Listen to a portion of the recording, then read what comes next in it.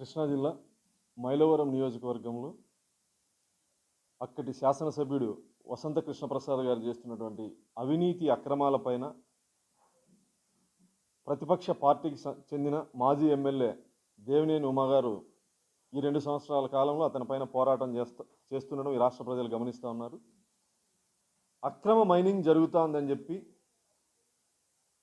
పరిశీలించి తిరిగి వస్తున్నటువంటి దేవినేని ఉమా బృందం పైన వైఎస్ఆర్సీపీ గూండాలు దాడికి దిగితే హత్య చేయడానికి ప్రయత్నిస్తే కృష్ణా జిల్లా పోలీస్ యంత్రాంగం వైఎస్ఆర్సీపీ గూండాల కంటే దారుణంగా బాధింపబడిన వ్యక్తి దాడి చేయించుకున్నటువంటి వ్యక్తి దాడికి పాల్పడిన వాళ్ళను వదిలేసి బాధింపబడినటువంటి వాళ్ళని ఈరోజు హత్యా నేరం కింద ఎస్సీ/ఎస్టీ అట్రాసిటీ యాక్ట్ కింద అరెస్ట్ చేయడం అసలు ఇది ఎంతటి హాస్యాస్పదమో ఒక్కసారి రాష్ట్ర ప్రభుత్వం ఆలోచించుకోవాలి. ఎవరైతే దాడి చేశాడో, ఎవడైతే దాడి చేయమని చెప్పాడో పత్రికాముఖంగా దేవినేని ఉమా మీద దాడి చేస్తాం, భౌతిక దాడులకు వెనకాడం, ఖచ్చితంగా నిన్ను కొడతామని చెప్పేసి పత్రికాముఖంగా వసంత కృష్ణప్రసాద్ గారు మాట్లాడితే దాడిని ప్రోత్సహించిన వాడిని, దాడి చేయమని చెప్పిన వాడిని, దాడి చేసిన వాళ్ళని వదిలేసి 6 గంటల సేపు తన కారు దిగకుండా దాడి చేస్తున్నప్పుడు ధైర్యంగా కూర్చున్నటువంటి వ్యక్తిని ఈరోజు పోలీసులు హింసించడం, ఇది ఏ రాజ్యాంగం, ఏ పోలీస్ యాక్ట్లో ఉందో ఈ రాష్ట్ర ప్రజలు, హోంమంత్రి గారు, డీజీపీ గారు తన అసహాయ స్థితి నుంచి బయటికి రావాలి, తన చేతగాంతనం నుంచి బయటికి రావాలి. వసంత కృష్ణప్రసాద్ మీద సహజ వనరులు దోచేస్తున్నాడు, గ్రావెల్ అక్రమంగా అమ్ముకుంటున్నాడని చెప్పేసి దాన్ని నిరూపించడానికి వెళ్ళినటువంటి ప్రతిపక్ష పార్టీ నేతల్ని కాపు కాసి రాళ్లతోనూ దాడులు చేస్తే దాడి చేసిన వాళ్ళని రక్షణ కల్పించడం ఏ చట్టంలో ఉందో డీజీపీ గారు చెప్పాలి, ఏ చట్టాన్ని అమలు పరుస్తున్నారో రాష్ట్ర ప్రభుత్వం చెప్పాలి. అసలు ఒక సమూహం దేవినేని ఉమా గారి మీద దాడి చేస్తే కారులో కూర్చున్నటువంటి వ్యక్తి తనను కాపాడుకుంటున్నటువంటి వ్యక్తి మీద ఎస్సీ/ఎస్టీ అట్రాసిటీ యాక్ట్ కేసు నమోదు చేస్తారంటే అసలు ఈ ప్రభుత్వానికి సిగ్గు, బుద్ధి, లజ్జ ఉందా అని చెప్పి ఈ సందర్భంగా ప్రశ్నిస్తా ఉన్నా. ఒక సమూహం దాడికి వస్తే బాధింపబడిన వ్యక్తి మీద ఎస్సీ/ఎస్టీ అట్రాసిటీ యాక్ట్ ఏంది? హోంమంత్రి గారు దళితురాలు, డీజీపీ గారు గిరిజనుడు, ఎస్సీ/ఎస్టీ అట్రాసిటీ చట్టాన్ని ఎందుకు అపహాస్యం చేస్తూ ఉన్నారు, ఎందుకు దుర్వినియోగం చేస్తూ ఉన్నారు? దాడి చేసినటువంటి వైసీపీ గుండాలని వదిలేసి, దాడి చేయించినటువంటి నరహంతకుడు లాంటి కృష్ణప్రసాద్ను వదిలేసి, వైసీపీ గుండాల కంటే అధ్వానంగా వ్యవహరిస్తున్నటువంటి కృష్ణా జిల్లా పోలీస్ యంత్రాంగం మీద చర్యలు తీసుకోకుండా, అంటే ఇది ఎలా ఉందంటే మేము అవినీతి చేస్తాం, సహజ వనరుల్ని దోచేస్తాం, మమ్మల్ని ప్రశ్నించకూడదు, ప్రశ్నిస్తే దాడులు చేస్తాం, హత్య చేస్తామని చెప్పినటువంటి కృష్ణప్రసాద్ మాటల్ని మీడియా ముఖంగా మాట్లాడితే అతన్ని వదిలేసి ప్రజల పక్షాన, ప్రజల కోసం సహజ వనరులను కాపాడాల్సినటువంటి బాధ్యత ఉన్నటువంటి ప్రతిపక్ష నేతగా దేవినేని ఉమా గారు అక్కడికి వెళ్ళి మిమ్మల్ని ప్రశ్నిస్తే తిరిగి వస్తూ ఉంటే అసలు ఎంతటి అరాచక పాలనకు నిదర్శనం?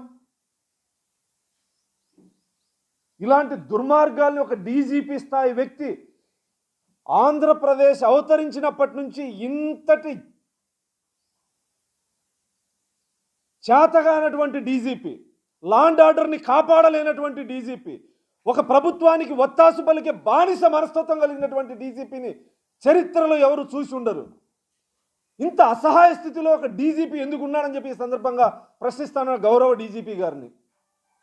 అంటే దాడులు చేస్తే చేయించుకోవాలనా, హత్యలు చేస్తే చేయించుకోవాలనా? పోలీసు వ్యవస్థ దేనికోసం ఉందని చెప్పి ఈ సందర్భంగా ప్రశ్నిస్తా ఉన్నా గౌరవ డీజీపీ గారిని. వైసీపీ అక్రమాలని, దౌర్జన్యాలని, హత్యల్ని, దాడుల్ని, అత్యాచారాల్ని నిర్మోహమాటంగా వెనుకేసుకొస్తున్నటువంటి డీజీపీ గారికి ముఖ్యమంత్రి కార్యాలయంలోకి ప్రవేశించడానికి అనుమతి లేనటువంటి దౌర్భాగ్య పరిస్థితుల్లో ఈ డీజీపీ గారు ఉంటే, సజ్జల రామకృష్ణారెడ్డి లాండ్ ఆర్డర్ని, హోంశాఖని కంట్రోల్ చేస్తూ షాడో డీజీపీగా వ్యవహరిస్తూ ఉంటే ఈ రాష్ట్ర ప్రజలకి రక్షణ ఎక్కడుంటుందని చెప్పి ఈ సందర్భంగా ప్రశ్నిస్తూ ఉన్నా. మీకు మనస్సాక్షి అనేది ఉందా అని చెప్పి ఈ డీజీపీ గారిని ప్రశ్నిస్తూ ఉన్నా, హోంమంత్రి గారిని ప్రశ్నిస్తూ ఉన్నా.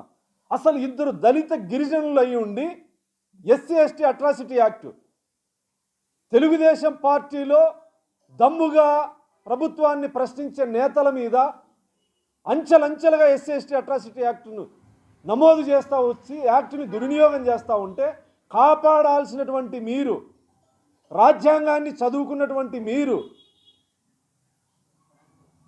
ఇంత నిస్సహాయ స్థితిలో, ఇంత చేతగానితనంతో ఎందుకు డీజీపీ గారు మౌనంగా ఉన్నారని నేను చెప్పి ప్రశ్నిస్తూ ఉన్నా.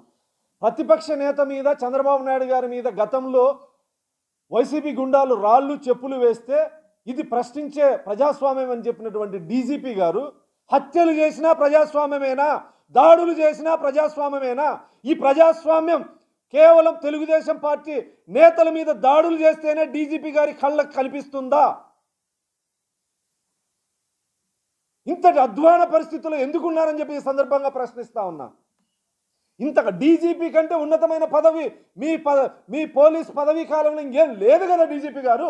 ఎందుకు ఇంతటి బానిస భావాజాలంతో కలిగి బానిసత్వంతో మెదులుతా ఉన్నారు? తెలుగుదేశం గవర్నమెంట్లో విజయవాడ సిపిగా ఉన్నప్పుడు మీ నిజాయితీ, మీ దమ్ము ఈరోజు ఎక్కడ పోయిందని చెప్పి ఈ సందర్భంగా ప్రశ్నిస్తా ఉన్నా. ఇప్పటికైనా డీజీపీ గారు తనకున్నటువంటి అధికారాలు, తనకున్నటువంటి హక్కులు, విధుల్ని సక్రమంగా నిర్వహించాలని చెప్పి ఈ సందర్భంగా విజ్ఞప్తి చేస్తా ఉన్నా. ఇలాంటి అరాచక పాలనకి, ఇలాంటి దుర్మార్గానికి దాడులు చేసినా, హత్యలు చేసినా, అత్యాచారాలు చేసినా నిందితులు కొమ్ము కాసేటువంటి ప్రభుత్వం. కొంతమంది పోలీస్ అధికారులు, కృష్ణా జిల్లాలో పోలీస్ అధికారులు దాడి చేసిన వాళ్ళకి రక్షణ కల్పిస్తూ దీన్ని తీవ్రంగా రాష్ట్ర ప్రజలు ఖండించాల్సినటువంటి అవసరం ఉంది. తెలుగుదేశం పార్టీ నాయకులు, ప్రతిపక్ష నాయకులు ప్రజలకు సంబంధించినటువంటి విషయాల్లో ప్రభుత్వాన్ని ప్రశ్నిస్తూ ఉంటే, నిలదీస్తూ ఉంటే, పోరాటం చేస్తూ ఉంటే ఇంతటి కక్ష సాధింపుతో ఈ ప్రభుత్వం వ్యవహరించడం చాలా దుర్మార్గం. ఇది ప్రజాస్వామ్య దేశం. నియంత పోకడలు మీకు ఉండొచ్చు, పోలీసులు మీకు రక్షణ కల్పించవచ్చు. ఇదే కాలం ఎప్పుడు ఉంటుందని చెప్పేసి అనుకోవద్దు కృష్ణప్రసాద్ గారు. మీరు దాడులు చేస్తే తిరిగి దాడులు చేస్తాం, దీంట్లో ఎటువంటి ఆలోచన లేదు. నిన్నటి రాత్రి ట్విట్టర్లో విజయసాయిరెడ్డి తండ్రి కొడుకుల్ని ఉరి తీయాల్సి వస్తే మొదటగా చంద్రబాబు నాయుడు గారిని, లోకేష్ గారిని ఉరి తీస్తారు. ఎందుకు తీస్తారు ఉరి? పిచ్చి ముండా కొడక, పిచ్చి బట్టి జగన్మోహన్ రెడ్డి నిన్ను పిలిపించి తన కాంపౌండ్లో నీ మీద దాడి చేయిస్తే మతి భ్రమించి ఎందుకు చంద్రబాబు నాయుడు గారిని, లోకేష్ గారిని ఉరి తీస్తారు? 47,000 కోట్లు అవినీతి సంపద ఉందా? దేనికి? నీ పిచ్చి పరాకాష్ఠకు చేరింది. నువ్వు దేశం విడిచిపెట్టి వెళ్ళడానికి ప్రయత్నం చేస్తాను జగన్మోహన్ రెడ్డి గారి నుంచి రక్షణ పొందడం కోసం, నీ ప్రాణాలని నువ్వు కాపాడుకోవడం కోసం. ఈ రాష్ట్రాన్ని బాధ్యతాయుతంగా 40 సంవత్సరాలు ముఖ్యమంత్రిగాను, ప్రతిపక్షంలోను ఈ రాష్ట్ర ప్రజల కోసం నిజాయితీగా పనిచేస్తున్నందుకు చంద్రబాబు నాయుడు గారిని ఉరి తీయాలనా?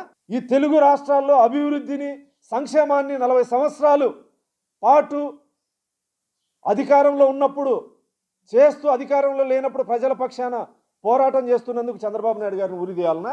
నీలాంటి దగులుబాజీ నా కొడుకు, నీలాంటి వెధవల్ని 47,000 కోట్ల రూపాయలు అవినీతి చేసి 16 నెలలు జైల్లో ఉన్నటువంటి వెధవే ఈ రాష్ట్రంలో ప్రశాంతంగా తిరుగుతూ ఉంటే 40 సంవత్సరాల రాజకీయ జీవితంలో నిబద్ధతతో, నిజాయితీతో ఉన్నటువంటి చంద్రబాబు నాయుడు గారిని మీలాంటి వెధవలు అవినీతి మరకలు అంటించాలని చెప్పేసి నీలాంటి పిచ్చి కుక్కలు 40 సంవత్సరాలుగా ప్రయత్నం చేస్తా అంటే ఆయన తెల్ల వెంట్రుకు కూడా పీకలేకపోయారు. వెధవ అధికారం వచ్చి 2 సంవత్సరాలు అయింది. పోలవరము, అమరావతి అవినీతి అక్రమాలు అన్నారు, ఆయన బొచ్చు కూడా పీకలేకపోయారు. పిచ్చి పట్టింది రాళ్లతో కొట్టే రోజులు దగ్గరలో ఉన్నాయి విజయసాయిరెడ్డి. అసలు నీ మాటలకి, నీ కూతలకి ఏమైనా పద్ధతి ఉందా? నువ్వు రాజకీయంగా ప్రశ్నించాల్సి వస్తే చంద్రబాబు నాయుడు గారు ఏమైనా చేసింటే రాజకీయంగా ప్రశ్నించు.